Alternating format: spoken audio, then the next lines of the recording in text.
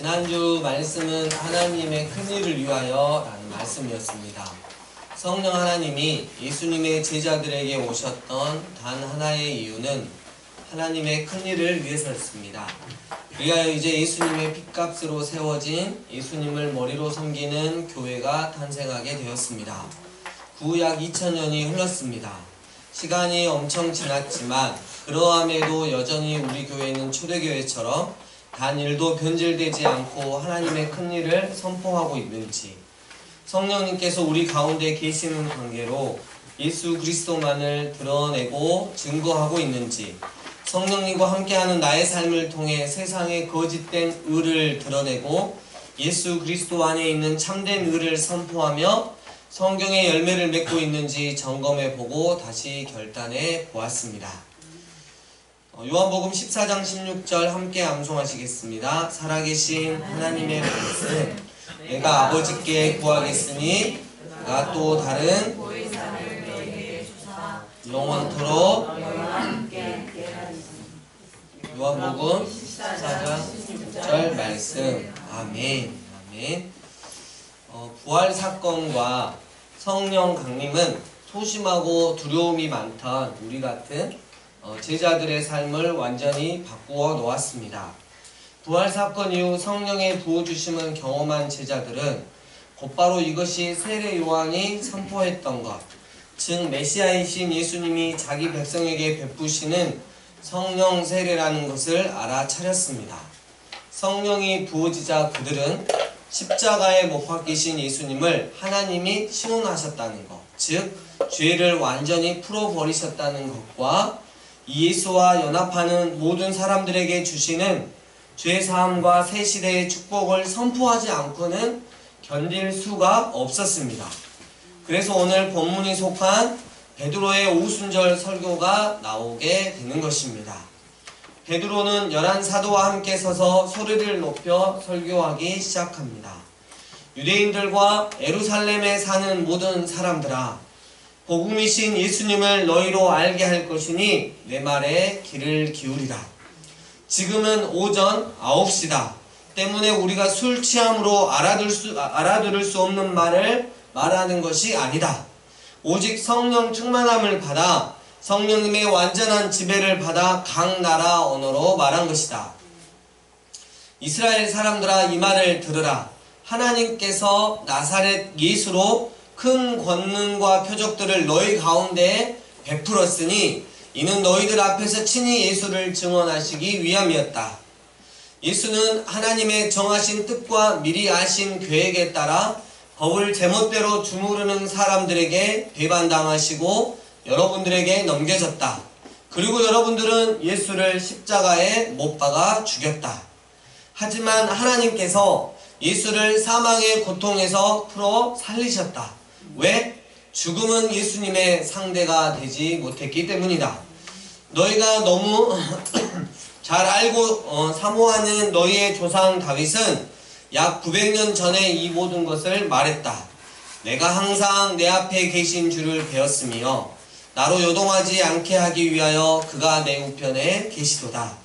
그러므로 내 마음이 기뻐하였고 내 혀도 즐거워하였으며 육체도 희망에 거하리니 이는 내 영혼을 음부에 버리지 아니하시며 주의 거룩한 자로 썩음을 당하지 않게 하실 것이미로다. 주께서 생명의 길을 내게 보이셨으니 주 앞에서 내게 기쁨이 충만하게 하시리로다. 나는 여러분들에게 더 솔직히 말한다. 우리 조상 다윗이 죽어서 묻혔고 그 무덤이 오늘도 분명히 우리 눈앞에 있다. 그러나 선지자이기도 했던 그는 하나님이 이미 약속하사 그 자손 중에서 한 사람을 그 위에 앉게 하리라 하심을 알고 미리 보았다. 때문에 다윗은 예수 그리스도의 부활을 말할 수 있었다. 그가 음부에 버림이 되지 않고 그의 육신이 썩음을 당하지 아니하시리라 하는 말씀이 바로 그것이다. 바로 이 예수를 하나님이 살렸다. 우리 12사도를 포함한 120여 명의 제자들은 다 이 일에 대하여 증인이다. 하나님이 오른손으로 예수를 높이셨고 이에 그는 우리에게 약속하신 성령을 아버지께 받아서 너희가 방금 전에 들었던 방언, 각국의 언어로 하나님의 큰일, 즉 참 복음이신 예수 그리스도를 전하라고 우리에게 충만히 부어주셨던 것이다. 그런즉 이스라엘 온 집은 확실히 알라. 너희가 십자가에 못 박아 죽인 이 예수를 하나님이 주와 그리스도가 되게 하셨다. 더 이상 의심할 여지가 없다. 베드로의 설교를 듣고 있던 사람들이 마음속 깊이 찔려서 베드로와 다른 사도들에게 물었습니다. 그러면 우리가 이제 어떻게 해야 합니까? 베드로가 대답했습니다. 너희가 회개하여 각각 예수 그리스도 이름으로 세례를 받고 죄사함을 받으라. 그리하면 우리처럼 성령 하나님을 선물로 받을 것이다. 그런데 이 약속은 너희와 너희 자녀뿐 아니라 전 세계에 흩어져 사는 모든 사람, 곧 우리 주 하나님께서 부르시는 사람이면 누구에게나 해당된다. 그리고 베드로는 한참을 더 말하며 그들에게 간절히 권했습니다. 죄에 대해 심하게 병들고 하나님을 대적하는 이 세상의 악한 풍조에서 빠져나와라. 그리고 구원을 받으라. 그날 약 3,000명이 베드로의 설교를 듣고 마음으로 예수님을 믿어 세례를 받아 교회 공동체로 들어오게 되었습니다. 여러분, 유대인들이 세례를 받는다? 이건 있을 수 없는 일이에요. 주로 이방인들이 유대교로 들어올 때 받았던 게 바로 세례입니다. 그러니까 유대인들이 세례를 받았다 하는 것은 유대인에게도 십자가 복음이 어떤 특혜가 되는 게 아니라는 거예요. 그 누구도 예외 없이 십자가 복음 앞에 십자가 복음이신 예수님을 믿고 회개하고 주님께 돌이키면 구원을 받는다는 것이 지금 설명이 되고 있는 것입니다. 그들은 사도의 가르침을 받았고 서로 교제하였으며 성찬과 애찬을 하고 오로지 기도하는 것에 자신의 삶을 드렸습니다. 주위에 있던 사람들 모두가 사도들을 통해 이루어져가는 모든 표정을 보고 두려워했습니다. 또한 그들이 교회 공동체를 이루며 가는 모습을 보며 칭찬을 아끼지 않았습니다.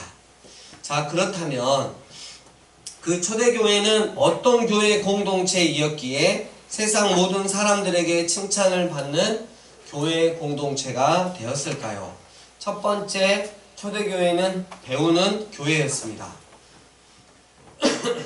초대교회 공동체는 가장 먼저 사도들의 가르침을 받는 일에 힘썼다는 것입니다.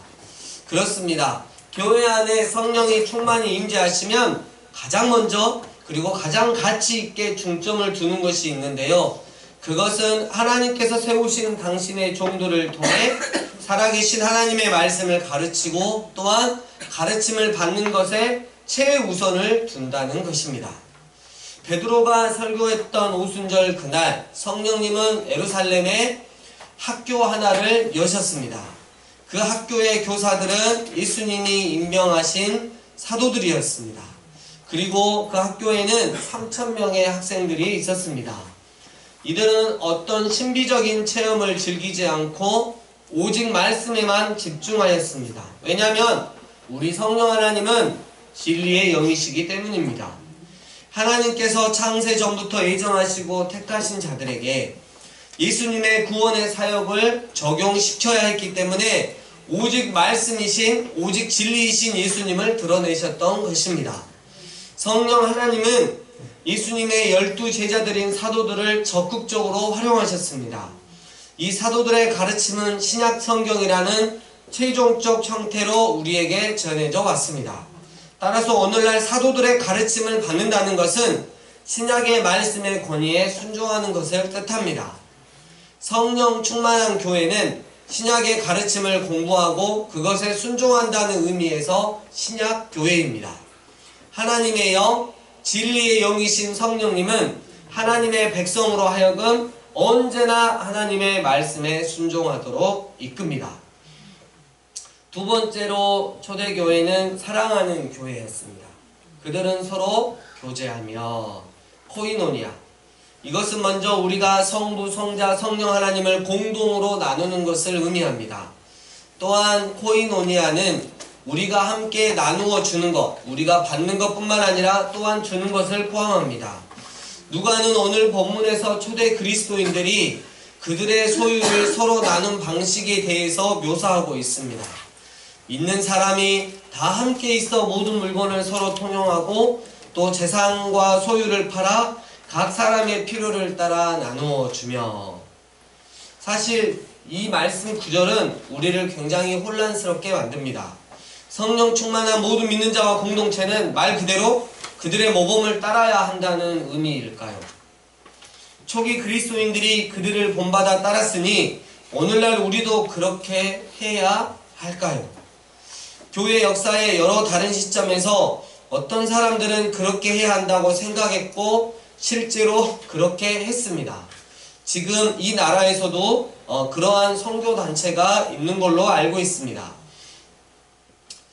우선 저는 예수님이 젊은 부자 관원에게 그러셨듯이 혹은 저에게도 그러셨듯이 여전히 그분의 제자 중 일부가 자발적으로 전적으로 무소유의 삶을 살도록 부르신다는 것을 믿어 의심치 않습니다.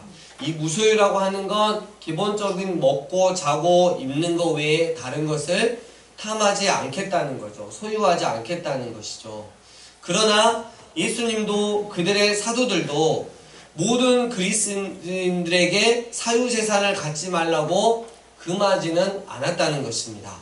46절에 따르면 그들은 집에서 빵을 뗐습니다. 따라서 분명 많은 사람들은 여전히 집을 가지고 있었던 것입니다. 모든 사람이 다 집을 판 것은 아니었다고요. 45절에 나오는 동사 팔다와 나눠주다, 이 동사 모두는 미완료 시제예요. 이는 뜻은 뭐냐면 팔아서 나눠주는 행위가 단 한 번 일어난 것이 아니라 필요에, 특별한 필요에 응하여 때때로 이루어졌음을 나타내는 것입니다. 그러니까 제가 여기서 강조하고 싶은 것은 팔고 나누는 모든 행위는 그들의 자발적인 은혜의 행위였다는 것입니다. 하나님이 마음 주신 만큼 움직였다는 것이죠. 어떤 얘기는 어떻게, 또 다른 얘기는 또 어떻게, 그렇게 주신 마음대로 움직였다는 것입니다. 그들은 누가 말하지 않았음에도 자발적인 행위로 자신이 가지고 있는 재물을 궁핍한 형제나 자매들에게 나누어 주어 하나님의 사랑이 그 공동체 안에 가득 넘쳐나게 했던 것입니다. 그들에게 교제는 돌봄이었고 돌봄은 곧 사랑의 나눔이었던 것입니다. 황금의 입이라 불려졌던 설교자 크리소스 토무스라고 하는 사람이 있습니다. 이 부분에 대해서 이분이 굉장히 아름다운 묘사를 해놓았더라고요. 이는 자기 것을 아무것도 자기 것이라고 말하지 않는 천사와 같은 공동체였습니다. 아무도 비난하지 않았고 아무도 시샘하지 않았으며 아무도 인색하게 굴지 않았습니다. 거기에는 교만도 치욕도 없습니다. 가난한 사람들은 부끄러움을 몰랐으며 부자들은 거만함을 몰랐습니다. 세 번째로 초대교회는 예배하는 교회였습니다. 그들이 빵을 떼며 오로지 기도하기를 힘쓰니라. 그들의 교제는 서로를 돌보는 일에서 뿐만 아니라 공동으로 드리는 예배에서도 표현이 됐습니다. 빵을 떼는 일과 기도하는 일은 예수님의 죽으심을 기억하는 성만찬, 즉 말씀과 기도회를 뜻합니다. 초대교회 예배에는 그것이 참 균형이 잘 잡혀 있었습니다. 또한 성전과 집에서 예배를 드리는 것으로 보아 의무적으로 드려야 하는 공적 예배뿐만 아니라 자발적으로 집에서 예배를 드렸다는 것입니다. 그리고 초대교회 예배가 지니고 있었던 균형에 대해 한 가지 더 말씀드리자면 예배에 항상 기쁨이 넘쳐 있었으면서도 또한 경건했다는 것입니다. 그들이 기뻐했다는 것은 의심의 여지가 없습니다. 왜냐하면 46절 그들은 기쁨과 순전한 마음을 가지고 있었다고 묘사하고 있기 때문입니다. 마음으로부터 우러나오는 진실한 기쁨. 하나님이 그분의 아들을 이 세상에 보내셨고 이제는 그들에게 성령을 보내셨으므로 그들은 기뻐할 만한 이유가 충분했던 것입니다. 기쁨과 공경함이 결합된 건전하고 균형 있는 예배. 네 번째로 초대교회는 전도하는 교회였습니다. 초기의 예루살렘 그리스도인들은 배우고 나누고 예배하는 일에 전념한 나머지 증언하는 일을 잊어버리지는 않았습니다. 성령은 선교하는 교회를 만들어내시는 선교하는 영이시기 때문입니다. 주께서 구원받는 사람을 날마다 더하게 하시니라. 여러분, 복음전도는 목사의 설교와 교인들의 증언과 그들의 공동체 생활에서 나타내는 감명 깊은 사랑과 그들이 하나님을 찬미하며 또 온 백성에게 칭송받는 그 삶을 통해 우리 주님께서 친히 구원받는 사람을 날마다 더하게 하신다는 것입니다. 주님은 사람들을 구원하지 않은 채 그들을 교회에 더하지도 않으셨습니다. 또한 그들을 교회에 더하지 않으신 채 구원만 하시지도 않았습니다. 그 당시 초대교회는 구원과 교회에 속하는 것은 짝을 이뤘어요. 오늘날 교회처럼 심각한 불균형이지 않았다는 거예요. 완벽한 조화였다는 거예요. 그들은 교회에 속하는 건 곧 구원이 그들에게 임했다는 것이었죠. 또 하나, 주님께서는 가끔씩 사람들을 더하신 것이 아니라 날마다 사람들을 더하셨습니다. 주님의 제자들은 날마다 예배를 드렸던 것과 마찬가지로 날마다 증언했습니다. 찬양과 선포는 둘 다 성령 충만한 마음에서 자연스럽게 넘쳐 흐르는 것입니다. 그리고 그들의 전도가 부단히 이루어졌던 것과 마찬가지로 새로운 회심자들이 부단히 더해졌습니다. 우리는 이와 같은 한결같고 끊임없는 교회 성장에 대한 기대를 회복해야 할 것입니다. 말씀을 정리합니다. 이렇게 말씀을 정리합니다 이 말을 하면 그동안 헛생각을 했던 분들이 정신이 돌아온다는 것이더라고요. 어젠가 그제 제가 그 말씀을 드렸어요. 그래서 말씀을 정리합니다. 이때부터 정신 차리면 돼. 그래서 그 전부터는 정신이 막 나가가지고 막 집에 가 있고 어디 먹을 거에 가 있고 막 이러다가 말씀을 정리합니다. 그럼 여기서부터 잘 들으면 돼요. 네. 여러분, 저도 그 예전에 이렇게 성도의 삶을 살았잖아요. 정말 사도신경 한 번만 고백해도 여러분 아실 거예요. 사도신경 고백할 때 정신이 온전히 처음부터 끝까지 고백하시는 분 별로 없을걸요. 정신이 항상 순간 다른 생각을 하고 있어요. 우리의 연약함이죠. 그래서 말씀을 정리할게요. 네. 성령의 오심으로 말미암아 예수님의 제자들의 삶은 완전히 바뀌었어요. 예수님을 버리고 도망쳤던 예수님의 제자로 발각되면 어떡하지? 라는 두려움을 가지고 지냈던 그들에게 성령이 부어지자 모든 믿는 이에게 구원을 주시는 하나님의 능력이신 예수님을 전하지 않고는 견딜 수가 없었습니다. 오직 성령의 충만함을 입어 예루살렘 성전에 올라온 천하 각국의 사람들에게 복음이신 예수님을 선포했습니다. 그들이 십자가에 죽인 예수님을 하나님이 주와 그리스도가 되게 하셨습니다. 그러니 그들은 마음 중심으로 회개하여 각각 예수 그리스도 이름으로 세례를 받고 죄사함을 받아야 할 것입니다. 그리하면 우리처럼 그들도 성령을 받게 될 것입니다. 제발 죄에 대해 심하게 병들고 하나님을 대적하는 이 세상의 악한 풍조에서 빠져나오시길 바랍니다. 그리고 구원을 받으십시오. 그날 베드로의 설교를 듣고 3,000명이 마음 중심으로 예수님을 믿어 세례를 받아 초대교회 공동체로 들어왔습니다. 그들은 12 사도들의 가르침을 받았고 서로 교제하였으며 성찬과 애찬을 나누며 오로지 기도하기를 힘썼습니다.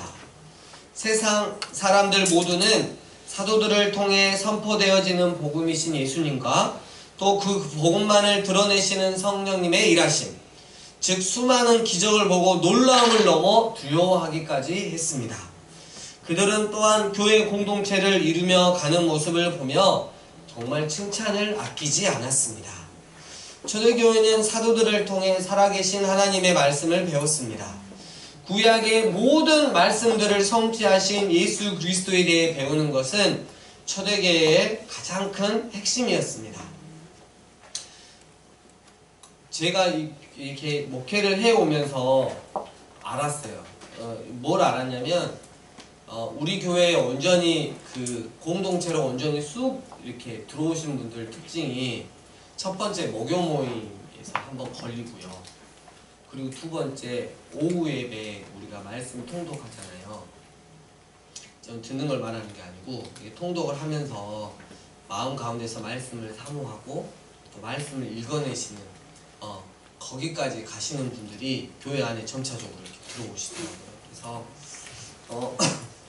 항상 이렇게 보면 어려움을 겪고 나가신 분들은 이 복음에 대해서 또 이 말씀의 중요함에 대해서 그리고 물론 제가 많이 연약하고 부족하지만 그래도 순종이 제사보다 낫다라고 생각하시고 그 말씀 그대로 또 읽고 주중 가운데 그 말씀을 실천하고 사시는 분들이 교회에 계속 남아 계시더라고요.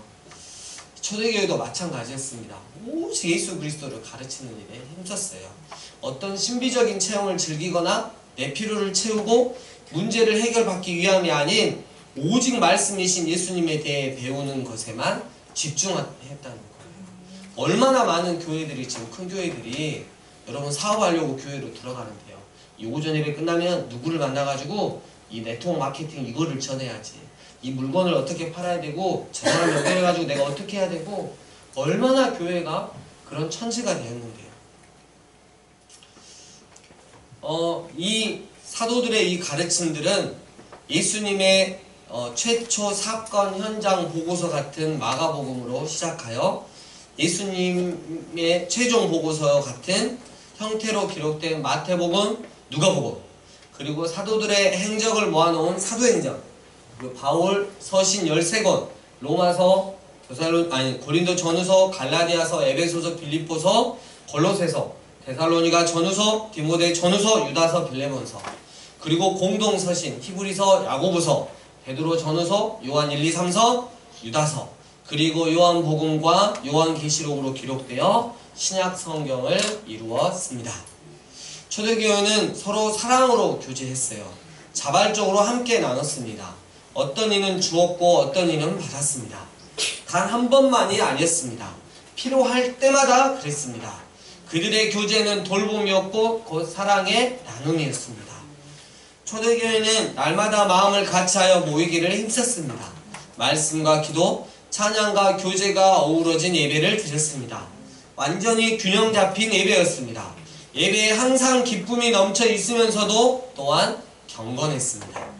공적인 장소인 성전뿐만 아니라 각자의 집에서도 자발적으로 예배를 드렸습니다. 초대교회는 배우고 나누고 예배하는 일에만 전념할 뿐만 아니라 전도도 열심히 하였습니다. 단순히 복음을 전하는 것이 아니라 복음을 살아냄으로써 세상 사람들에게 칭찬을 받았습니다.